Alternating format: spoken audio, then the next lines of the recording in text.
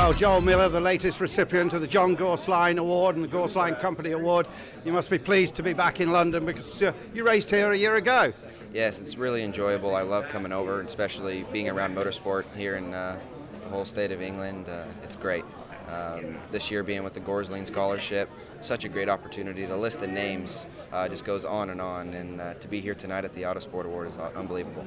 Now, Joel, we'll reflect back on your season. Second in Star Mazda, but out of the 12 races, I think only off the podium 4 times. Correct, yeah. Started the year off with a win at Sebring, and then we had so many podiums, and like you said, only off the podium 4 times. One win, was it a couple top 3s, and so you look back at my career so far with 32 wins, including karting. It was a great year, second in the championship in Star Mazda, so looking forward to next year. Hopefully I could get the budget to move forward, and at the very minimum I'd like to be in Star Mazda again to have another opportunity at the championship. Yeah, and the Star Mazda Championship, because you had an Irishman, Peter Dempsey, chasing you a lot of the way.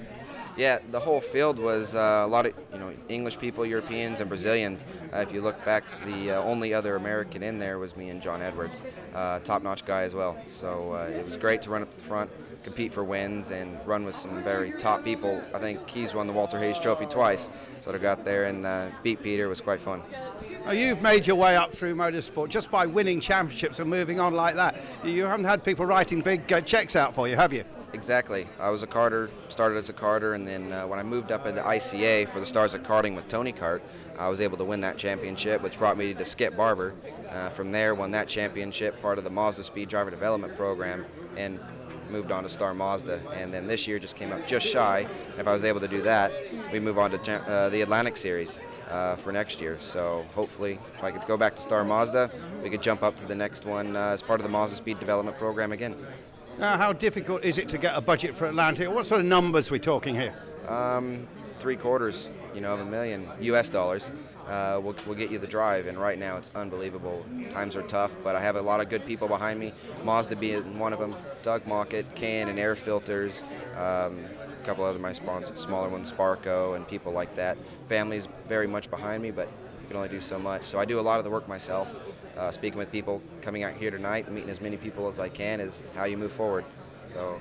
No, you just had the opportunity to drive a very different car at Daytona the other day, the Speed Source Mazda RX-8, and I think you enjoyed that.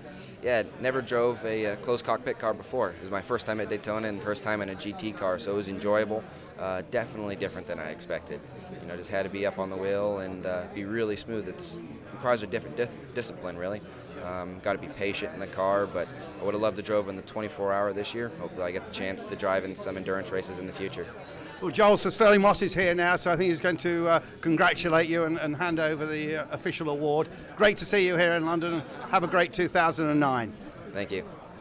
Well, this is an annual affair now. John Gorsline and Sterling Moss just presented the award, and John, I know it gives you pleasure to do this for your company. Great pleasure, because Joel is a very worthy recipient. He's going to do a great job.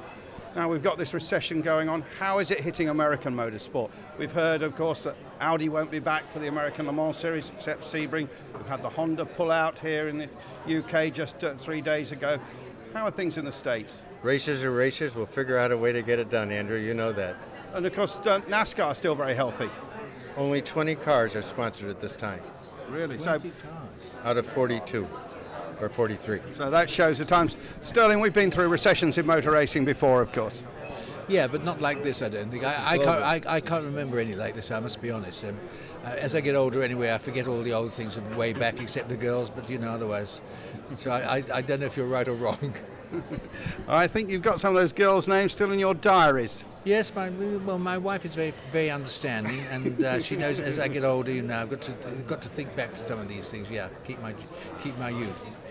Sterling, you go back racing in America for many years. I mean, back into the 50s you were racing there as a kid.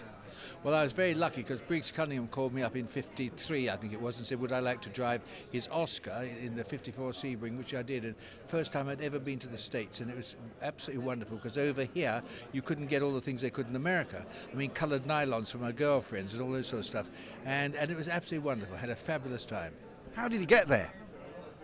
God. Stratocruiser or something. Yeah, you had to go to New York, and that was 16 hours, I think, and then 4.5, 5 hours going down. I remember I met a girl on National Airlines, as it was then, helped her in the plane. Very nice, yeah. Seems to be a recurring theme here.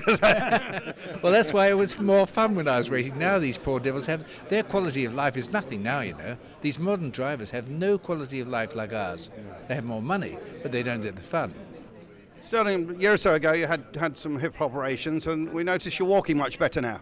Well, that's because you didn't see me coming in. I think no, it is actually. It's a lot better. It's not right, but you know, I mean, what the hell? Things do wear out. And a good revival. I think you were still showing some fair speed. Oh, I hope that this good revival. I've got an Oscar, and I hope we'll be racing that there if there's a class for it. Well, Sterling, it's great to see you here. Thanks for presenting the award, and he just bridges all those eras. It's fantastic. It's the best. It really is. Thank you, Sterling. Thank you very much. Thank you, Andrew. Fellow American John Gorsline in the scarf was joined by Sir Sterling Moss to make a special award. Enjoyable?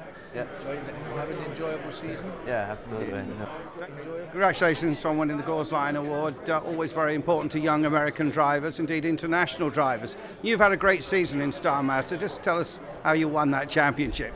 Yeah, this year was fantastic. We had 6 poles and 3 wins, and on the podium 8 times out of 12 races. So we just we try to be consistent more than anything else, and make sure that every weekend we finished in the top 5 and collected some points. And when we could, we tried to win the race, but we ended up bringing the whole thing home, and now everything's ready to go for next year to do Formula Atlantic. Now you did this with basically a new team with a very strong family connection.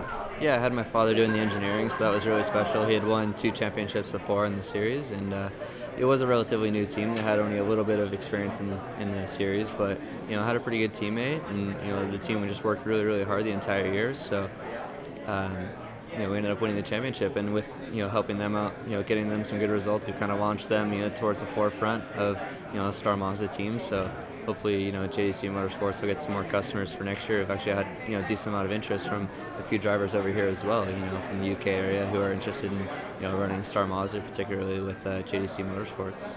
Now you're making the move up to Atlantic, obviously also very competitive, and you're going to be with a top team too. Yeah, being basically the reigning championship teams here at Enterprises, so it's good to jump into what I know is quality equipment, and the team is top notch. All the engineers are fantastic, so it's a really good situation, and the whole team, the core of the team, is staying together. So it should be just a pretty easy transition for me to drop in there. And we've had 1 test already, which was pretty successful, and we'll do a bunch more in January. And we'll see kind of where we sit as far as when Long Beach comes around. But I'm really excited for next year.